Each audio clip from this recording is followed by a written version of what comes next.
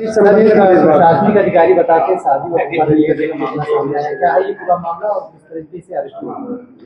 देखिए, गोरखपुर में थाना कैंट में एक वादी द्वारा एफआईआर पंजीकृत की गई थी, जिसमें उसने बताया था कि उनके बेटी के साथ फर्जी आईएएस बनकर एक प्रीतम निषाद नाम के व्यक्ति ने शादी कर ली है। इसी सूचना का संज्ञान लेते हुए सूचना धाराओं में एफआईआर पंजीकृत की गई थी और अभियुक्त को पकड़ने के लिए प्रयास जारी किए गए थे। आज उसी में जो इसमें मुख्य अभियुक्त है, जिसका नाम प्रीतम निषाद उर्फ अर्जुन सिंह है, इसको गिरफ्तार कर लिया है। इनके द्वारा पूछताछ में बताया गया कि इन्होंने कभी यूपीएससी का एग्ज़ाम क्लियर नहीं किया है और ये अपने आप को मणिपुर कैडर के आईएएस बताते थे। और ये जो इनका जो एजुकेशनल बैकग्राउंड रहा है वो बीएससी का रहा है और इन्हीं तथ्यों के आधार पे आगे की पूछताछ और कार्रवाई चल रही है।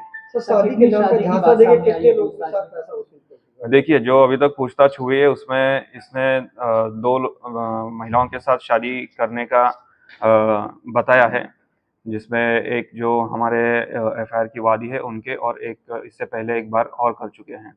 इसके अलावा इनके द्वारा कई लोगों को फर्जी मतलब खुद को आईएएस बताकर उनके साथ फ्रॉड किया गया है।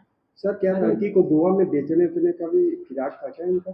देखिए, अभी तक इस इन्वेस्टिगेशन में इसके बारे में कोई तथ्य आए नहीं हैं और अभी विवेचना चल रही है। अगर ऐसे कोई तथ्य आते हैं जिसमें ऐसा कोई चीज़ आती है सामने तो आपको अवगत किया जाएगा। सर, कैसे जानकारी मिली और पुलिस ने कैसे अरेस्ट किया? देखिए, इनकी जो सूचना मिली थी, मतलब शादी का एक ग्रुप है व्हाट्सएप पे, जिसका निषाद विवाह ग्रुप नाम का एक व्हाट्सएप पे ग्रुप है, उसके माध्यम से ये वादी के संपर्क में आए थे।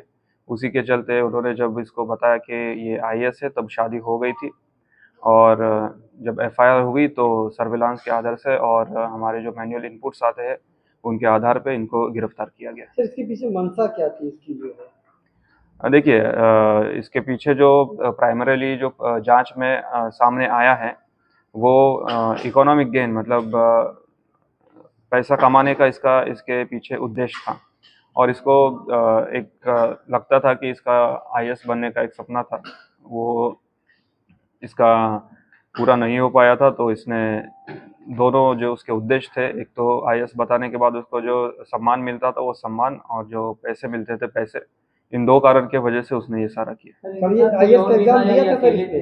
कभी आईएएस का एग्जाम दिया था? देखिए, अभी तक के पूछताछ में और जांच में ये अकेला ही काम कर रहा था। ये विवेचना चल रही है और इसमें अगर इसका कोई साथ इसका दे रहा था तो उसके खिलाफ भी कार्रवाई की जाएगी।